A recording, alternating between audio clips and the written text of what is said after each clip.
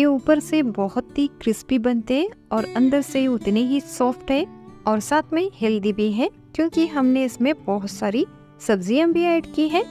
आप इसे deep fry करने की जगह शैलो फ्राई भी कर सकते हैं। आप इसे बच्चों को टिफिन में टोमेटो केचप या हरी चटनी के साथ भी दे सकते हैं। रेसिपी पसंद आई तो वीडियो को लाइक करें, दोस्तों और फैमिली में जरूर शेयर करें, और अगर चैनल पे नए हैं तो अगली वीडियो पाने के लिए चैनल को सब्सक्राइब कर लें। मैंने यहाँ पे 3 मीडियम साइज के उबले हुए आलू लिए हैं। वजन में 250 ग्राम है। मैं इन्हें मैशर से मैश कर रही हूँ। आप इन्हें हाथ से भी मैश कर सकते हैं। इसे अच्छे से मैश कर लेना है। इसमें बिल्कुल भी कोई भी लम्स नहीं रहना चाहिए। आलू अच्छे से मैश हो चुके हैं। आप देख सकते हैं इसमें बिल्कुल भी लम्स नहीं है। इसे एक बाउल में ट्रांसफर कर देंगे और चलते हैं अगली तैयारी की तरफ।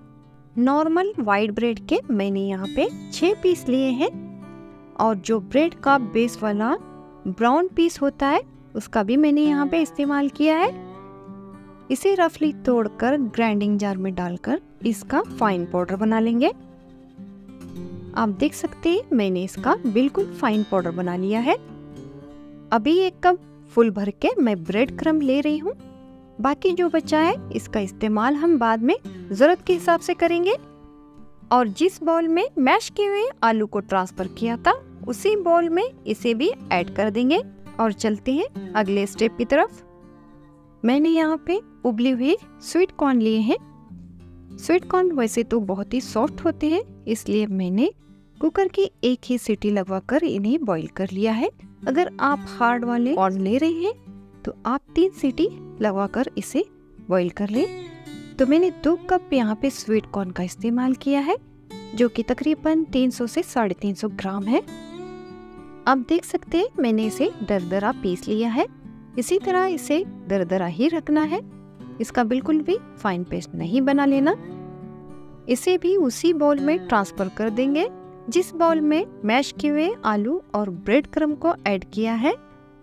इसके साथ ही इसमें कुछ सब्जियों को ऐड करेंगे।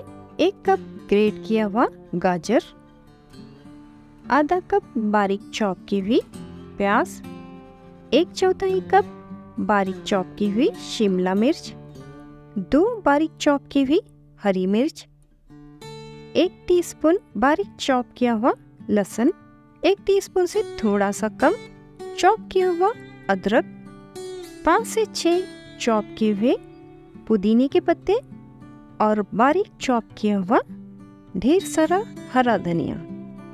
इसे चटपटा बनाने के लिए इसमें कुछ मसालों को ऐड करेंगे। आधा टीस्पून हल्दी, 1 टीस्पून लाल मिर्च पाउडर, आधा टीस्पून जीरा पाउडर, 1 टीस्पून धनिया पाउडर। मैं यहाँ पे 1 टेबल स्पून चाट मसाला डाल रही हूँ।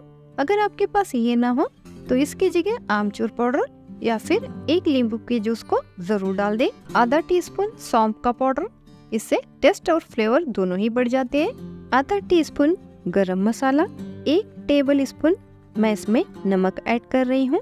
आप अपने टेस्ट के हिसाब से कम या ज्यादा ऐड कर दें। इसी के साथ मैं इसमें 2 टीस्पून भर के कॉर्नफ्लोर डाल रही हूँ। बाद में देखकर जरूरत के हिसाब से कॉर्नफ्लोर और भी ऐड करेंगे। इन सारी चीजों को पहले हल्का हल्का मैं चम्मच से मिक्स करूंगी। इसके बाद मैं हाथ की मदद से इन सारी चीजों को अच्छे से मिक्स कर लूंगी, ताकि सारे मसाले सब्जियां अच्छे से मिक्स हो जाए। मुझे इसमें बाइंडिंग की कमी लग रही है, तो इसके लिए मैं इसमें 2 टीस्पून भर के कॉर्नफ्लोर और 2 टेबल स्पून ब्रेड क्रम्ब के ऐड कर रही हूँ। जो ब्रेड क्रम्ब हमने बनाया था तकरीबन पूरा ही इसमें मैंने ऐड कर दिया है। बस 1 टीस्पून के करीब बच गया है। बैटर की कंसिस्टेंसी इस तरह होनी चाहिए कि जब हम इसे मुट्ठी में दबाएं तो ये इस तरह बाइंड होना चाहिए।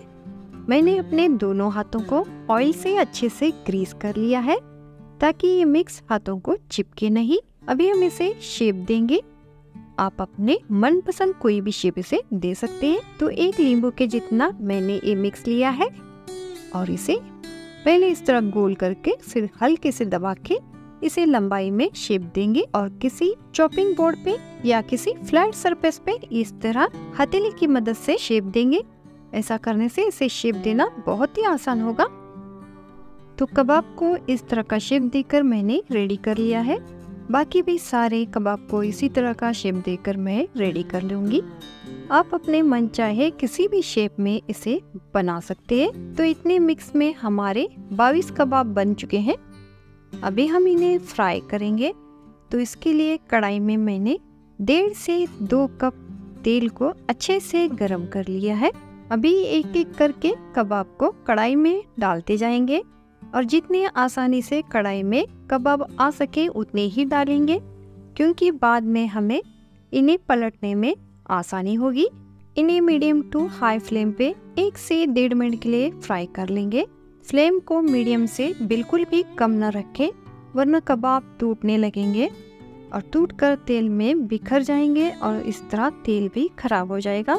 इस बात का खास ख्याल रखें कि इन्हें मीडियम टू हाई फ्लेम पे ही फ्राई करना है 1 से 1.5 मिनट के लिए। 1 से 1.5 मिनट इन्हें फ्राई करने के बाद आप देख सकते हैं कि ऊपर से भी इनका हल्का सा कलर चेंज हो चुका है। अभी इन्हें पलट लेंगे। पलटने के बाद इन्हें फिर से मीडियम टू हाई फ्लेम पे 1 से 1.5 मिनट के लिए फ्राई कर लेंगे। मैंने इसे डीप फ्राई किया है, आप चाहें तो इसे शैलो फ्राई भी कर सकते हैं। आप देख सकते हैं इनका कितना ज़बरदस्त सा गोल्डन ब्राउन कलर आ चुका है। अभी हम इन्हें निकाल लेंगे और बाकी भी इसी तरह सारे फ्राई कर लेंगे। ये ऊपर से बहुत ही क्रिस्पी बनते हैं और अंदर से उतने ही सॉफ्ट है और साथ में हेल्दी भी है, क्योंकि हमने इसमें बहुत सारी सब्जियां भी ऐड की हैं। आप इसे डीप फ्राई करने की जगह शैलो फ्राई भी कर सकते हैं। आप इसे बच्चों को टिफिन में टोमेटो केचप या हरी चटनी के साथ भी दे सकते हैं। रेसिपी पसंद आई तो वीडियो को लाइक करें, दोस्तों और फैमिली में ज़रूर शेयर करें। तो मिलते हैं ऐसी किसी रेसिपी के साथ अगली वीडियो में। तब तक के लिए टेक केयर।